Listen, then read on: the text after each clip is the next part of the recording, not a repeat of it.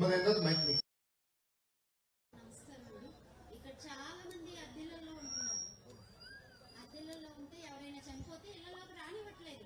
Main అసలు ఇళ్లలోకి రానివ్వట్లేదు. ఇన్ని నెలలు అని చెప్పి అద్దెలకు కూడా ఎవరు ఇవ్వట్లేదు. చాలా మంది సఫర్ అవుతున్నారు, కానీ ఎవరు చెప్పుకోలేకపోతున్నారు. ఎందుకంటే కొంచెం బాగోదు చెప్పుకుంటా అని అనుకుంటున్నారు. కానీ నేను చెప్తున్నాను, మీరు వచ్చినాక ఎమ్మెల్యేగా గెలిచినాక సత్రాలు కట్టించి ఫ్రీగా వాళ్ళకి ఉండేటట్టు చేయమని కోరుకుంటున్నారు. అలాగే ఇక్కడ బ్యాంక్ కాలనీలో పార్క్ పెట్టారు. ఈ గంజాయి తీసుకొని రౌడీ మోగ అక్కడ చేరి అల్లర్లు. నేను పుట్టి పెరిగింది ఇక్కడే. నేను ఎప్పుడు ట్యూషన్కి వెళ్ళినా, ఎక్కడికైనా కాలేజీకి వెళ్ళినా నా అంట ఎవరూ రాలా. అంత స్వేచ్ఛగా తిరిగాను నేను. కానీ ఇప్పుడు మా పిల్లల్ని పంపించాలంటే తోడెళ్ళాల్సి వస్తుంది. తీసుకెళ్ళాలి, తీసుకురావాలి. ఉన్నా సరే కామెంట్ చేస్తున్నారు. ఆ పార్కు పిల్లలు ఆడుకోవడానికి పెట్టారు, కానీ అక్కడ ఏం లేదు. కమ్యూనిటీ హాల్ గా పెట్టినా సరే పర్వాలేదు, ఫంక్షన్ లో అవి చేసుకుంటారు. అది సరే. అలాగే ఇల్లు టిట్కో ఇల్లు ఇచ్చారు, చంద్రబాబు నాయుడు గారు ఉన్నప్పుడు ఇచ్చారు, కానీ వైసీపీ వాళ్ళు ఇచ్చారు కాబట్టి పేరట వెళ్ళిపోయింది. కానీ ఎవరికి సరిపోవట్లేదు సార్. అక్కడ ఎవరు ఒప్పుకోవట్లేదు. అక్కడ అందరూ తెలుసు ఇచ్చింది చంద్రబాబు నాయుడు గారు. అందుకే టిట్కోలో మీటింగ్ పెడితే నాకు గంటన్నర పట్టింది, ఫోటో లేదు. పెద్ద ఫ్యామిలీ ఉన్నాం మేము, పిల్లలు కూడా పెద్దవాళ్ళు ఉన్నారు. మాకు సింగిల్ బెడ్రూమ్స్ సరిపోవట్లేదు సార్. మీరు నెక్స్ట్ మీరు రాగానే ఇల్లు ఇస్తా అంటున్నారు, స్థలాలు ఇస్తారంటున్నారు. సెంటు స్థలం సరిపోదు సార్, ఎవరికి సెంటు స్థలం సరిపోదు. ఎందుకంటే ఎన్టీ రామారావు గారు ఉన్నప్పుడే 5 సెంట్లు ఇచ్చారు. 5 సెంట్లు ఇచ్చి డాబా కట్టించారు పల్నాడులో.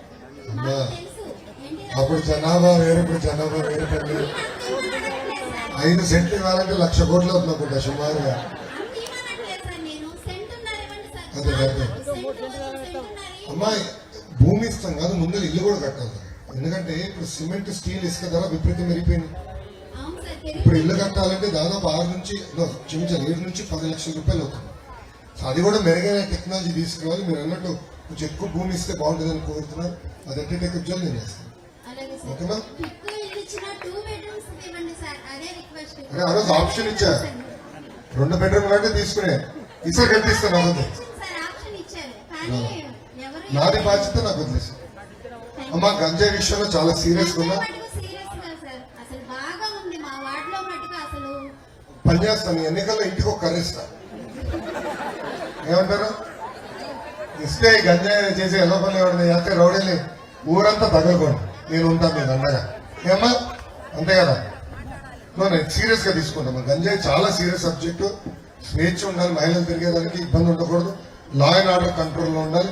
మీరు చూస్తారు కదా, మన ప్రభుత్వం వచ్చిన మొదటి 100 రోజులు నీకు ఫుల్ స్టాప్ పెట్టారు. ఓకేనా? నాకు చెప్పాను, నేను రాసుకున్నా తప్పనిసరి. Thank you. మంచిగా ఒక్కసారి మా నాన్న నేను 10 ఏళ్ళు అయింది. 10 ఏళ్ళ నుంచి ఎక్కడెక్కడ